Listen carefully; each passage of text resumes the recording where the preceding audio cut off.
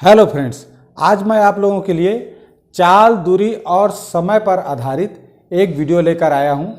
इस वर्ष का चाल, दूरी, समय से संबंधित यह मेरा पहला वीडियो है और पिछले वर्ष चाल, दूरी, समय से संबंधित और बहुत सारे वीडियो बनाया था।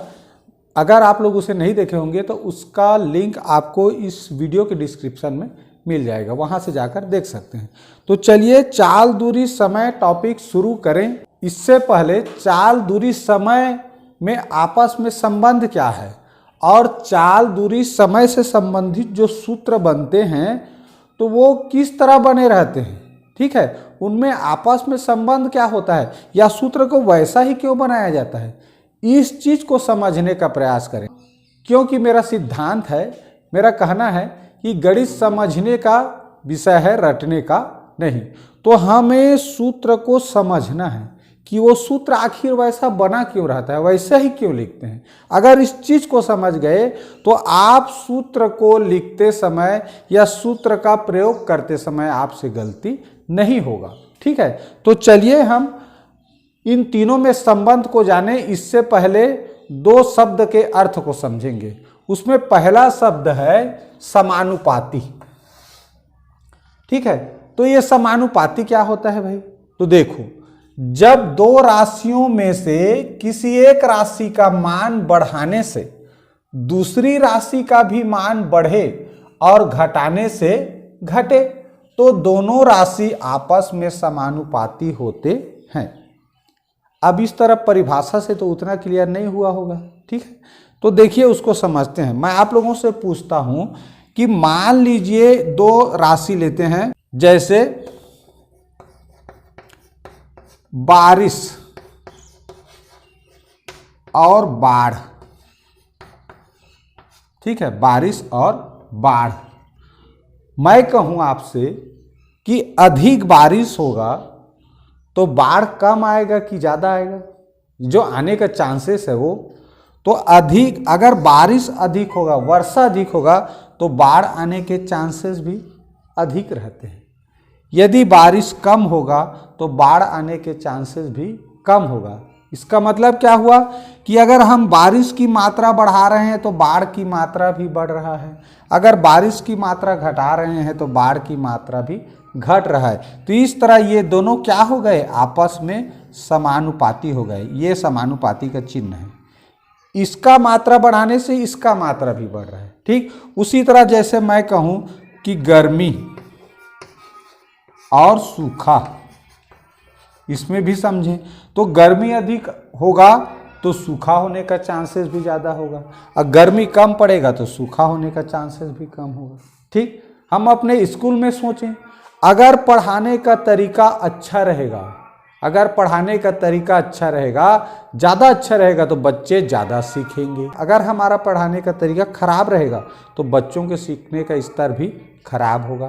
तो वो दोनों भी क्या है? आपस में समानुपाती है, ठीक। तो ये जो चाल, दूरी और समय से संबंधित जो टॉपिक पढ़ रहे हैं तो इन तीनों राशियों में भी आपस में किसमें किसमें समानुपाती का संबंध है ये जानना जरूरी है, ठीक है। तो देखिए, चाल और दूरी, ये जो दोनों राशि है इसमें समानुपाती का संबंध है। कैसे? चाल की मात्रा बढ़ाने से दूरी भी बढ़ता है। कैसे? देखो, अगर मान लो कोई गाड़ी है या कुछ भी चीज है, वो 10 किलोमीटर प्रति घंटा के गति से चाल से चलता है, यानी कि 1 घंटा में 10 किलोमीटर चलता है। तो मान लो समय निश्चित कर दें 10 घंटा वो चला, 1 घंटा में 10 किलोमीटर, तो 10 घंटा चलेगा तो 100 किलोमीटर की दूरी तय करेगा, ठीक।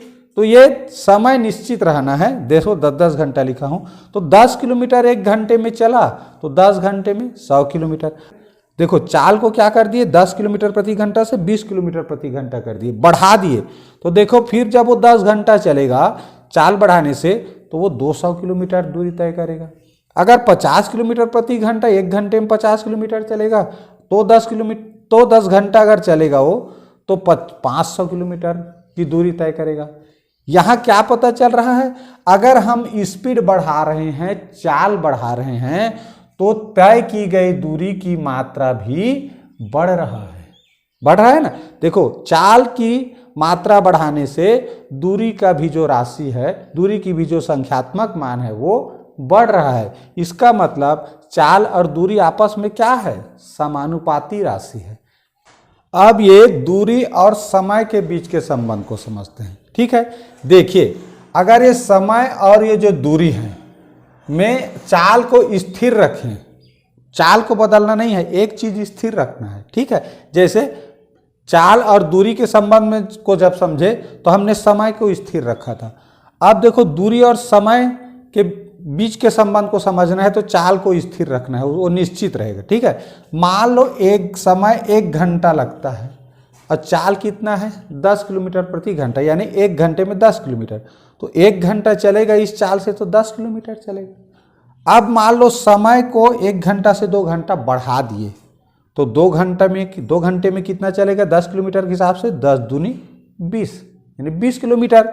उसी तरह 3 घंटे अगर चलता है तो 10 दिया 30 किलोमीटर। यानी देखो हम समय का जो संख्यात्मक मान है वो बढ़ा रहे हैं तो दूरी का भी मान बढ़ रहा है। इसका मतलब क्या हुआ कि ये जो समय और दूरी है ये भी आपस में क्या है, समानुपाती है। समय और दूरी भी क्या होता है, आपस में समानुपाती होता है। ठीक, ये चीज समझ गए। अब देख लो घटाएंगे तो घटेगा भी। भाई समय की अगर 1 घंटा को आधा घंटा कर देंगे और चाल 10 किलोमीटर के हिसाब से रहेगा तो दूरी 5 किलोमीटर चलेगा। तो इस तरह समय और दूरी में जो आपसी संबंध है वो किसका है, समानुपाती का संबंध। इसके बाद समझते हैं व्युत्क्रमानुपाती को। ठीक, उसके बाद फिर सूत्र में आएंगे। चलिए अब इस व्युत्क्रमानुपाती शब्द का अर्थ समझते हैं, उसके बाद सूत्र कैसे बनता है ये मैं बताऊंगा। ठीक है, तो देखिए व्युत्क्रमानुपाती किसे कहते हैं, जब 2 राशियों में से एक राशि का मान बढ़ाने पर दूसरे राशि के मान में कमी आए या कमी करने पर बढ़े तो दोनों राशि आपस में व्युत्क्रमानुपाती होते हैं। कैसे, उदाहरण से समझें। जैसे चाल और समय के संबंध को समझें। ठीक है, तो देखिए अगर चाल और समय के संबंध को समझना है तब की स्थिति में किसी एक को मैंने कहा स्थिर रखना है। अगर चाल और समय के बीच के संबंध को समझना है तो दूरी को हमको स्थिर रखना है, निश्चित रहेगा, उसको कम ज़्यादा नहीं करना है। तो देखिए अगर चाल 10 किलोमीटर प्रति घंटा है, यानी कि 1 घंटे में 10 किलोमीटर चलता है, तो 100 किलोमीटर को चलने में उसको 1 घंटा में 10 किलोमीटर, तो 10 करते करते 100 किलोमीटर को चलने में 10 घंटे लगेंगे। अगर स्पीड को बढ़ा देते हैं 20 किलोमीटर प्रति घंटा, यानी कि 1 घंटे में अगर 20 किलोमीटर चलता है तो स्वाभाविक सी बात है 100 किलोमीटर को तय करने में 5 घंटे लगेंगे। अगर 50 किलोमीटर प्रति घंटा के स्पीड से बढ़ा देते हैं तब 100 किलोमीटर को चलने में 2 ही घंटे लगेंगे।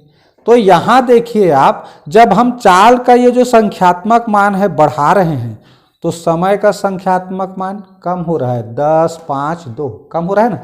तो चाल एक राशि है, समय एक राशि है। चाल एक राशि है और इसका मान देखो बढ़ाने से समय एक राशि है जिसका मान क्या हो रहा है, घट रहा है। यानी इसका मान बढ़ाने पर ये घट रहा है, अगर इसको कम करेंगे तो इसका मान क्या होगा, बढ़ेगा। तो जब जब 2 राशियों में से एक राशि का मान बढ़ाने से दूसरे का मान घटे या इसका मान कम करने से उसके मान में वृद्धि हो, तब ये दोनों राशि आपस में ही क्या कहलाते हैं, व्युत्क्रमानुपाती कहलाते हैं, जिसे सामान्य बोलचाल की भाषा में उल्टा कहते हैं। ठीक, अब देखिए, अब हम जानेंगे कि इसको लिखेंगे कैसे। तो चाल का व्युत्क्रमानुपाती होता है समय, चाल का व्युत्क्रमानुपाती समय, तो ये इस तरह लिखाएगा। इसका मतलब क्या हुआ, इसको ऐसे भी लिख सकते हैं। ठीक, इस तरह ये व्युत्क्रमानुपाती है। इसका मतलब क्या हुआ कि जब भी चाल सूत्र में बराबर चिन्ह किस पार लिखा है तो याद रखना, चूंकि समय चाल का व्युत्क्रमानुपाती होता है इसलिए ये अंश के रूप में लिखा है, तो वो कभी भी उस पार अंश के रूप में नहीं लिखा जाएगा, वो हर के रूप में लिखा जाएगा। क्योंकि व्युत्क्रमानुपाती में जो एक दूसरे के व्युत्क्रमानुपाती होते हैं उन राशियों को अंश और हर के रूप में लिखा जाता है, कभी भी अंश के रूप में नहीं लिखा जाता। उदाहरण के लिए सूत्र को लिखते हैं, जैसे चाल। तो चाल बराबर होता क्या है, मान लो आपको सूत्र लिखना है, ठीक है, सूत्र लिखना है तो मैंने अभी क्या बताया, हमें इन्हीं तीनों में संबंध लिखना है। तो चाल का ये जो दो राशि है दूरी और समय, इसमें समानुपाती कौन है, तो चाल बढ़ाने से दूरी भी क्या है, दूरी बढ़ाने से चाल भी बढ़ता है या चाल बढ़ाने से दूरी भी बढ़ता है। कब, जब समय स्थिर रहता है तब। इसका मतलब ये दूरी क्या है, समानुपाती है। तो समानुपाती को ये अंश में है तो उसको भी लिखना है। अब समय को देखो, तो चाल का जो समय होता है वो क्या होता है, व्युत्क्रमानुपाती होता है। तो व्युत्क्रमानुपाती होता है माने उसको बटे चिन्ह के नीचे लिखेंगे।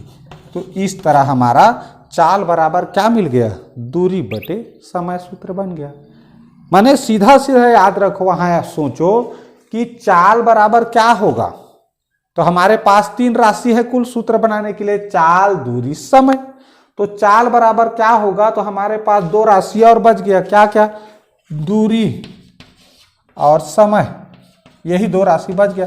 तो तुरंत सोचो ना भाई, चाल ज्यादा रहेगा, स्पीड ज्यादा रहेगा, तो हम ज्यादा स्पीड कब चलाते हैं, जब दूरी ज्यादा हो। तो दूरी ज्यादा हो माने ये समानुपाती है तो ये ऊपर में रहेगा। अगर चाल ज्यादा रहेगा तो समय क्या लगता है, कम लगता है। यानी कि हम स्पीड को बढ़ाएंगे तो किसी भी स्थान में जाने के लिए समय कम लगता है। अगर स्पीड को कम करेंगे, धीरे धीरे जाएंगे तो समय ज़्यादा लगेगा। यानी यहाँ पर चाल और समय के बीच में देखो, एक को बढ़ा रहे हैं तो समय का मान कम हो रहा है, और चाल को कम कर रहे हैं तो समय का मान ज़्यादा हो रहा है। माने इनके बीच में क्या है, व्युत्क्रमानुपाती का संबंध। और जिनके बीच में व्युत्क्रमानुपाती का संबंध हो उसको फिर नीचे लिखते हैं, ठीक। इसीलिए चाल बराबर क्या हो गया, दूरी बटे समय, ठीक। अब मान लो दूरी का सूत्र बनाना है, किसका, दूरी का। तो दूरी का समानुपाती कौन है, चाल, चाल लिख दिए। दूरी का समानुपाती कौन है, चाल है, चाल है ना, क्यों, क्योंकि दूरी ज़्यादा रहेगा तो चाल भी ज़्यादा लगेगा।